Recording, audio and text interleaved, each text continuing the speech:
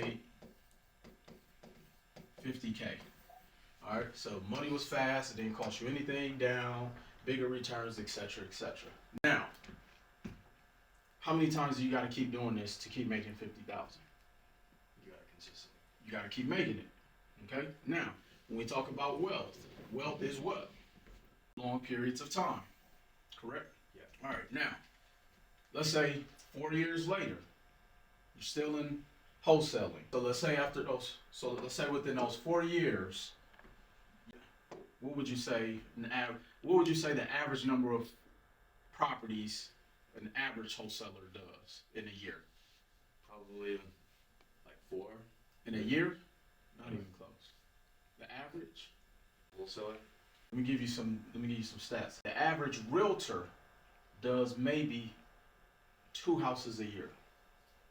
So we're talking the average wholesaler. I guess the average wholesaler maybe like 1. 1. Okay. So let's say after 4 years, you did 4 deals. Okay. And each deal made you 50K. So at the total of those 4 years, you made 200 grand. Okay. Now, how much of those deals are still paying you after 4 years? None of them. Typically, who were the end buyers of those properties? Investors.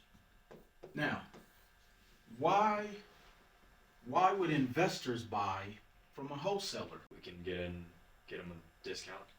True, but why? Have the mind of an investor now. Why would the investor buy from the wholesaler? It's not on the market, it's off market. That's another reason. But there's a bigger reason why they're doing it. They bring them more deals. True, but let me tell you why. We as investors buy from wholesalers. We understand value. Do you know what I mean by that? Because I bought one of your properties 4 years ago. Who's still making money 4 years from now?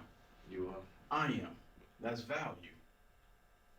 Now, let's say the market takes a tank or the wholesaling laws change. Which is that happening now? Yeah, it is. Our wholesalers having some markets having a very difficult time. Yeah, a lot of them. A lot of them. But who's still winning? Investors. That bought the properties from the wholesalers 4 years ago. Why? Rents went up, values increased, and guess what? There's a bigger demand for housing because there's a shortage of houses by over 5 million homes. This is why I tell all of my wholesalers, continue to wholesale, but I need my wholesalers to understand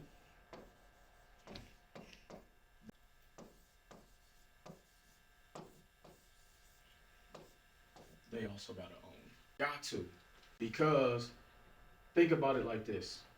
Let's say you were an excellent wholesaler and you did over, 1.5 million in transactions over 2 years. How much of that do you still make money off of? None of it. But let's say you bought 1.5 million in real estate. How much of that do you still make money off of? Now over here, as the wholesaler, you did 1.5 million in transactions over 2 years. Money gets tight. Where can you borrow against? You got $1.5 million in real estate over here. As the investor, money gets tight. What can you do? Take money out from your funds. Take money out. So let's go see how much money we can go borrow. So let's go to our calculator. So we got 1.5 million in real estate, okay? And you can borrow up to what percentage? Do you know? Isn't it 80? 80. But let's just say you're only going to take 65%. You can go borrow $975,000. Do you know how much that's going to cost you? So we're going to go borrow $975,000 on 30 years. And let's just say it's 7%. People like to complain about the interest rates. All right. You're borrowing it at 30%. You got a zero. So $650 for 975,000. Sign me up today. All right, so for 975,000 is costing you $6,500. Okay, so now if we go back to our scenario, this 1.5. Remember, this is why we have to own, because as the wholesaler, although the benefits of why you start wholesaling makes sense, but we're selling to investors who understand the power of owning because they know long term this is what's going to pay them. Meanwhile, the wholesaler, yeah, you got in the game, but now you have to learn how to be the wholesaler who can leverage the mind of an investor. Because after 2 years, you find yourself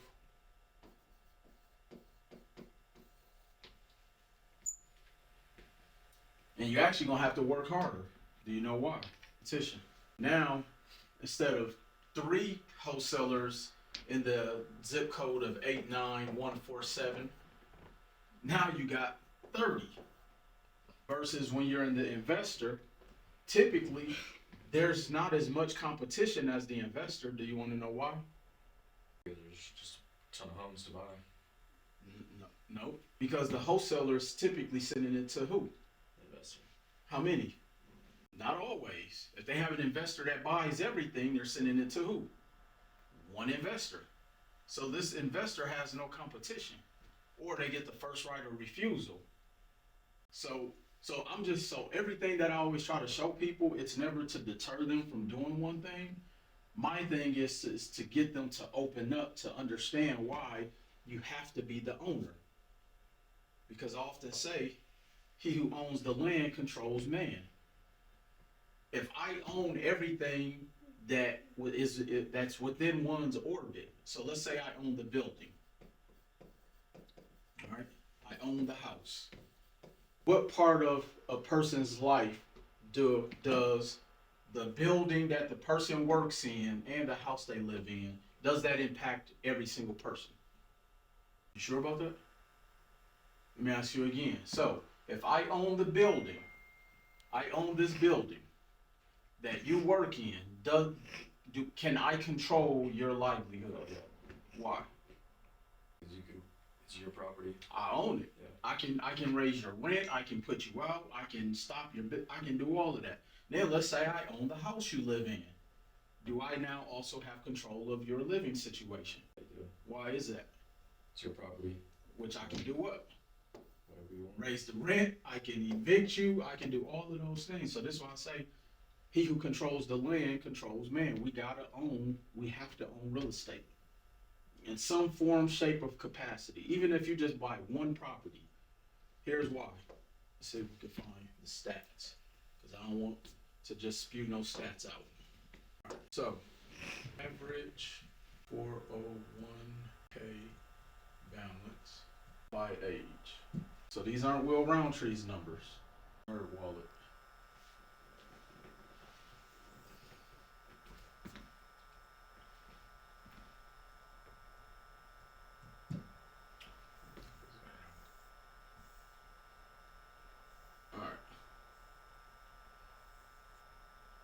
Now, average 401k balance by age.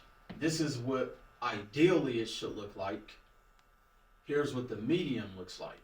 Okay, so now, the average 401k balance for somebody 65 and older, which typically that's the age they what? Retired. This is where they retired. And how much is the average balance? 272. 272. So let's go to our calculator. So 272,000 divided by 40, which means they're only putting aside $6,800 a year. That's scary. Now, keep in mind, that's ideal. Let's see what the median is. The median is how much? 88,000. So let's go back to our calculator, and we'll just say 90. We'll round up. Divide that by 40. That means the average person is saving how much? $2,200. $2,200 a year. You can't get bottle service at Dre's for that for one night. So now, let's go back here. If all I did was help one person get one property, okay? So one person equals one property. If they bought one property, what would you say is the average purchase price throughout the entire country? So like, average of the entire country. Just look it up. Average purchase price for investment property in U.S.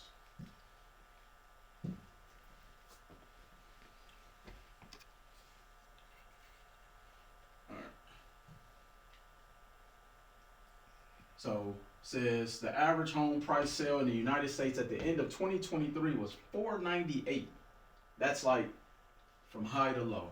Okay, so you have some areas investment property as low as 200, etc. So let's take the medium between 200 and 500, which will put us at about 250. Okay, so let's just say the average purchase price is 200,000. Oops. Okay, so we have one person get one property. All right, and that property is 200K. Now, after 30 years, per the increase of property appreciation, where would that property be valued at? Do you know what the average appreciation is? All right, so let's go back, because again, I always like to pull stats. Browser. Okay, we're gonna say average property appreciation rate. Average property appreciation rate is 3 to 5%, with some sources citing a more recent average closer to 5.5, which in the past few years has actually been about 7. So let's just say we're going to take in between that and we'll say 4%. Okay, so if we take 4% times 30, so 30, we're going to take 30 years times, which means you're getting about 120 in appreciation. So we're going to take that $200,000, and let's just say it increased by a minimum plus. So worst case scenario, after 30 years, this property is worth 300. What did we say? 20,000. But going to 401k route, after 40 years, what do you have of value, or how much do you have access to? Remember those numbers? So ideal, after 40 years, you had 272,000, but the average median is 88,000. So if you just bought one property, your net worth is in the top 5% of people. On top of owning this investment property, what else are you getting the benefits of? Cash flow. This is why we gotta own real estate. Just with one property, Top 5%. you're in the top 5% of net worth earners with one investment property. Which goes back to why I tell my wholesalers they have to own real estate. Because here's what blows my mind down. Ready for this? So you have the wholesaler. They're selling homes, okay, to said investor. His smile is even bigger because he is getting checks. Okay? Now, wholesaler, his money slows down. Guess who he's asking to rent from? Said investor. So guess what? His smile gets even bigger. He's making even more money. This is why, man, we gotta own, man. Even for my wholesalers, we have to own. Because the wholesaler, once the money slows down, you gotta rent from the investor you selling to. Now, check this out. Here's another reason why we have to own. Because when I say he who controls the land controls what? The man. So now, let's say you got into a property and you own this mortgage. It's an investment property. And let's say your mortgage is $1,200 a month, okay? But you're still a wholesaler, but you own you have one investment property. All right. So now, and you bought this property, let's say 3 years ago. Now, wholesaling slows down.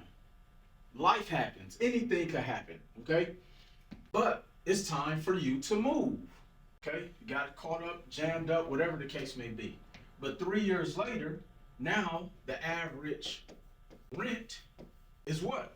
$2,000 a month. Would that be pretty accurate today? Now, what could you do in a scenario like this? Property. Yeah. And things got tight for you. You can borrow, or if you had to, you could do what? Put a tenant in it. Life got really bad though for you. You could do what? Sell it. No, because remember, you still need somewhere to live. You could live here because there's nowhere else in the city where you could live for how much? $100 a month. So you even protect your livelihood by locking in your own market levels of what you're willing to pay. So go back to when I showed you those properties in Milwaukee when we were looking at this property for $89,000. Okay, so now let's just say you bought this property, you own it, but you live out here in Las Vegas. But life just got so bad, everything is happening to you. You ever watch Charlie Brown? You even old enough to know what Charlie Brown is? Remember when Lionel would walk in the rain and the clouds and all of that? So let's say life got that bad. What could you do if you had to? Move to I would freaking move to Milwaukee if I had to. Cause see, here's the biggest thing that I see that people do. People will sit around and try to figure out life. No, I'm going to go and live for $600 a month to get back on my feet. As opposed to trying to go and just go find another house to rent where your rent is $3,000, $2,500 a month. And this is why I tell people we have to be in a position of ownership, because he controls the man, controls the land. If I own properties that I bought years ago, man, you think I'm not going up and leave Nevada, Las Vegas if I had to go live for $600 a month? I'll just endure the snow, as opposed to sleeping under a bridge. Am I right, Daniel? It's a lot colder under the bridge, because this place looks like it has heat. They have heat here. Ain't no heat on Fremont. But this is why we have to, man. This is what I tell I'm telling you, one property changes somebody's financial situation. This is why I don't mind having a verbal gymnastics with somebody about real estate, because they're going to talk from an emotional standpoint. I'm just going to bring numbers and put it up against anything. Because let's just say for whatever reason, all right, going back to that 1.5 million that you own in real estate, but you're cash poor, which this is actually a lot of investors' real life. They own real estate, but they may be cash poor. Okay? Now, here's the dynamic of not understanding economics. Let's say you own no real estate, but you're still cash poor. What percentage of people do you think fall into this category? 98% probably. So 98% of people fall in no real estate, cash poor. 2% have, own real estate and they're cash poor. What's the difference that you could tap into? We have to understand building, as Daniel said,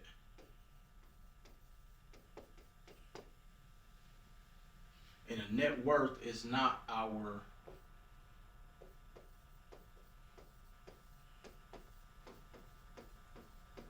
it's not our taxable income.